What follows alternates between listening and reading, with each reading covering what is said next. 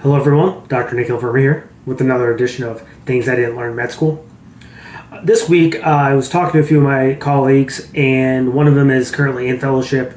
The other one had graduated fellowship not too long ago, and we were kind of discussing the transitions into your first job outside of fellowship. So I just want to highlight some points. I've definitely talked about this in some of my past videos, but I think it's important to reiterate some of these topics and explain some of the pain points that they're going through.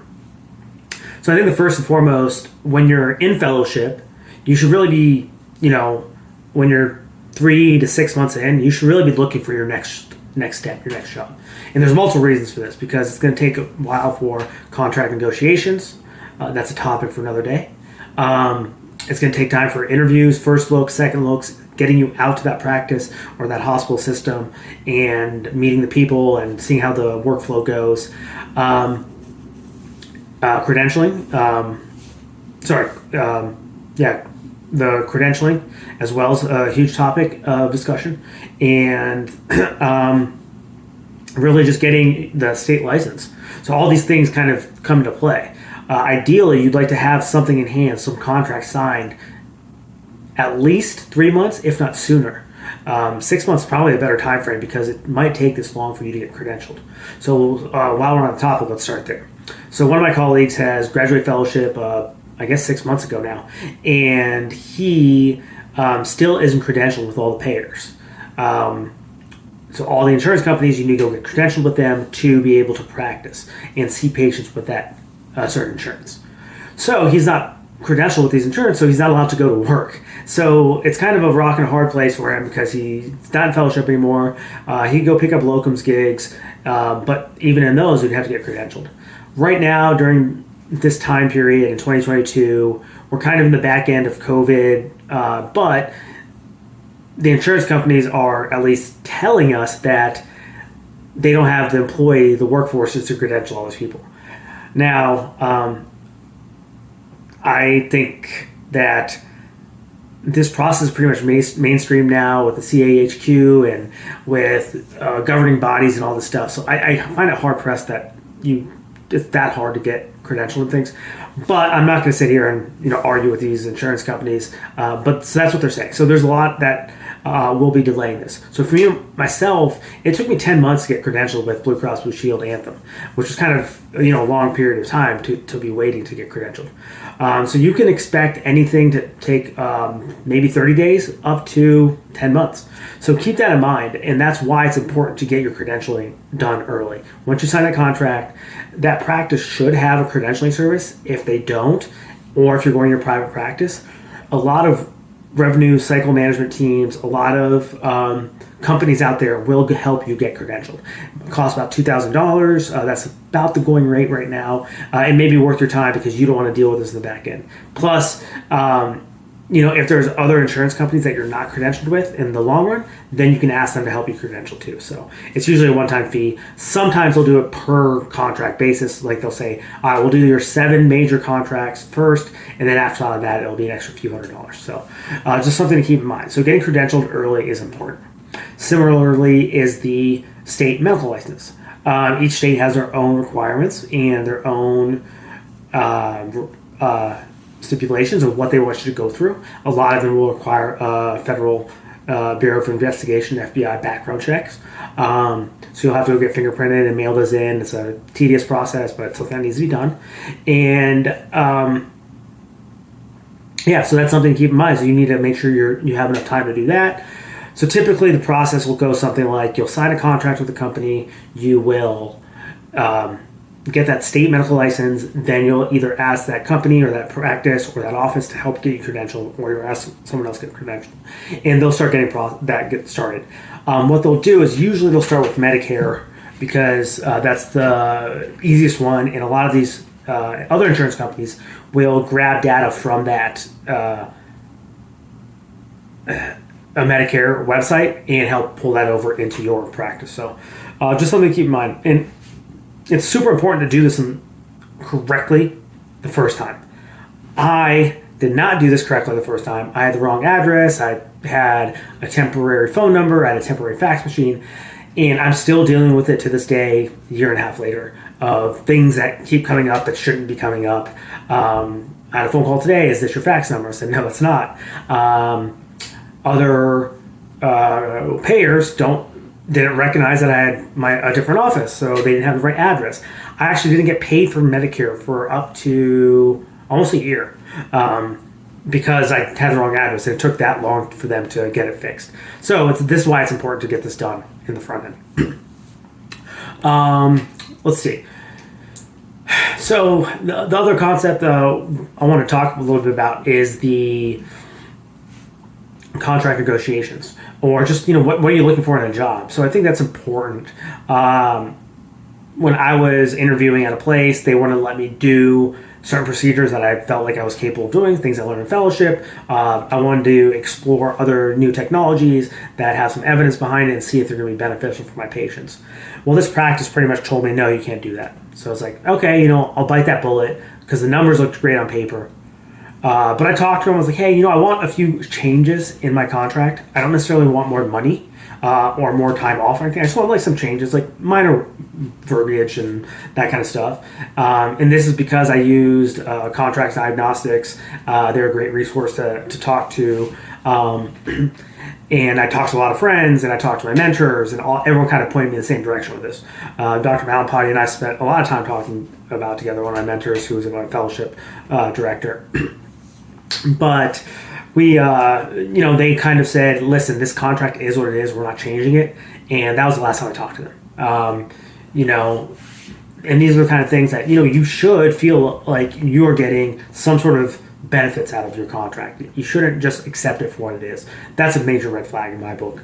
And this is why you should use platforms like Contract Diagnostics or DocNation. Those are a couple resources that you can use and see if they can help you get better contracts and negotiate your contracts on your behalf for a minimal fee if it's going to make you money 10, 11, 12, 15, 20, whatever in the long run. So just something to keep in mind. The other thing is, you have to see, are you working on an RVU based model? Go check out my old episode that I talked about RVUs and how physicians get paid. You don't want to work in a job that's going to pay you the MGMA median salary at $350,000 for a non-anesthesia pain physician when they're going to be making you work way more RVUs than what that's worth. So you do want to look into that, like, am I getting an expected return of RVUs for how much I'm expected to work? And then once you hit that threshold, there should be some sort of incentive bonus, whether that be 50-50 or 70-30 or whatever. It's up to you to decide what's fair for you. But the biggest lesson is not to work harder just to make them more money. You want to look into the partnerships. Is there a partnership offering for you? Will this allow you to get in a partnership in a year or 2 years or 3 years, or is it going to be 10 years? Do they have offers for partnerships? Me coming from where I'm at now in my private practice, I've realized how hard it'd be to bring on a partner at a full rate right at the beginning, because unless they've run their own practice for a while, they're not going to know the minutia of how to run a practice, how to hire people, how to fire people, how to do billing, how to do keeping the books and how to run payroll and all these things. It's like, I have help and I have tons of help, but a lot of these times, as I was talking to one of my representatives today, we were talking, it's like, listen, I have a hard time dumping work on other people until I know how to do it, at least at a superficial level. So I don't like to dump work on people or put more work off until I know how to do it, just in case something goes wrong, then I know how to fix it. Or if I feel like something suspicious is going on, then I can take a look at it. So I don't have the opportunity to bring on a partner unless they are capable of building that on. And they still have to build their own patient load. They have to go get credentialed with all these insurance companies, or we have to pay a company to help them get credentialed. And there's a lot that goes into it. So that's just something to keep in mind when we're looking into if you're going to get a partnership, and why it might take a few years until you build your patient load. Just keep in mind, there's something, the stats change every year. I hear this, but most recent I heard at least 70% of pain physicians leave their first job within 3 years. I think it's closer to 80 or 90% leave it within 5 or 10 years. So just keep that in mind, whether they go to private practice or whether they go onto a part-time role or whether they go academic or switch from academic to private practice. Just there's a lot of scenarios out there. And, someone quote me, don't necessarily quote me on these numbers. This is just kind of the last time I heard, and these numbers are always changing. The other, big thing, I've said this before, I'll say it again, is, you really can pick 2 or 3 things. Lifestyle, paycheck, and, lifestyle comes in work-life balance, paycheck, and where you live. It's very, very hard to get all 3 of those in one job. If you get all 3, you've hit the Goldilocks zone, keep it, go with it, and maybe you'll be one of that 10 to 20% that doesn't leave their first job. But, sometimes it's just worth it to go out there, get some real life experience, and then understand how the world works after that. I have actually a good friend of mine who had done this. He went from his fellow residency straight into a rural community to just make money, to pay off as much loans as he can, bank up some money, start investing, and he did this for 3 years, I think. And then after that, he's like, all right, I'm done. And then he moved back to New York, and, now he's back in New York and he's enjoying his time there. So there is something to be said about that, is go get some life experience and, go out and see what the world's like, and then get some experience, and then save up enough money to go to your next spot of where you do want to settle down long term. Or if you want to open up a practice, you'll have a little bit of bankroll to do that.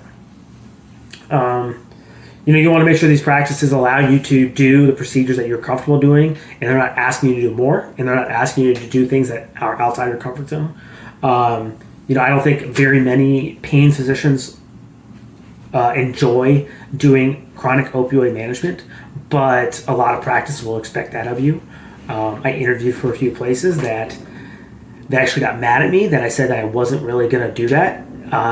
And they're like, well, you'll never make it as a pain doctor. You'll never make it as a physician if you don't do that.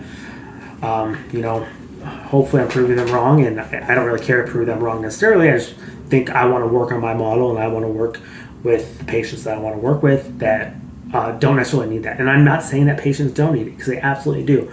There's roughly 10 to 30% of patients that absolutely need chronic opioid management, and I have no problem in them taking that medication if they're doing it responsibly. But I didn't want to be a contributor of that if I have other options for patients.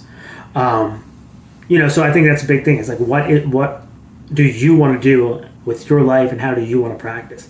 And, there's tons of people out there that are doing more lifestyle medicine and more, concierge medicine. I think it's a tough niche to get into and try to get that patient load, but if that's something that you desire, there's tons of people out there doing it, so you can start going to mimic how they do it, and you can take back control of how you view medicine. A podcast and philosopher and financial physician that I follow is Jimmy Turner. He has a pretty great podcast. Talks about mindset, talks about money, talks about philosophy, and kind of gets me through. There's tons of these other physicians out there that can help you out too, though. That's just one that I listen to. I haven't subscribed to his coaching experience, or I haven't subscribed to his mentoring program or anything, but just something I just listen to. I listen to tons of different podcasts and different audiobooks. Just try to make my own way through the world, but yeah. If you're in a specific field, there's probably a physician in that field that's done something that is more of a lifestyle medicine and more career path that you might be interested in. But there's other people that I know are hard set and dedicated on doing academic medicine, and I think that's great. I think academic medicine really helps push the envelope. They're able to do good studies. They have more resources in certain senses. They have certain type of patient populations. So, there's tons of people I know that do that, and I love conversing with them to understand where they're at and what they're doing. But it's not for everyone. It's not for me. I know that. So, if that's something you want to go into, just take a hard look at those contracts with those academic institutions.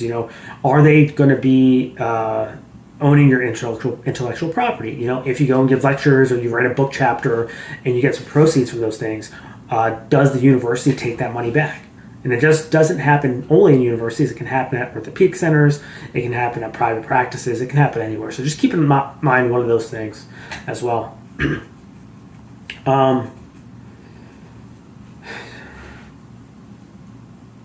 I think, you know, that those are the major points I want to talk about. And this one's a little bit quicker than my normal 30-minute episodes, but I think I hit some highlighted points.